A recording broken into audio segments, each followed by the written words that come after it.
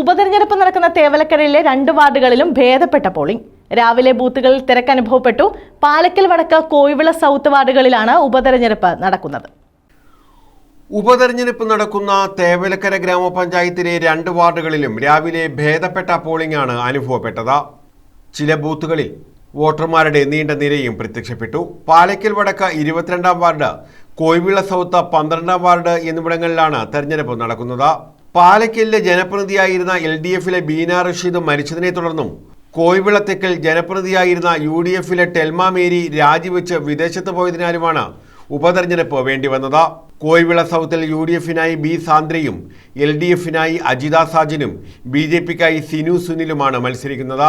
പാലക്കലിൽ UDF-നായി ബിസ്മി അനസും LDF-നായി Subina ഷമീറും BJP-ക്കായി R നിത്യയും മത്സരിക്കുന്നു. പാലക്കൽ വടക്ക് വാർഡിലെ വോട്ടെടുപ്പ് പാലക്കൽ മുസ്ലിം LPS-ലാണ് നടക്കുന്നത്. കോയിവിള സൗത്തിൽ കോയിവിള സെന്റ് ആന്റണി സ്കൂളിലാണ് തെരഞ്ഞെടുപ്പ് നടക്കുന്നത്. News bureau, Chavara.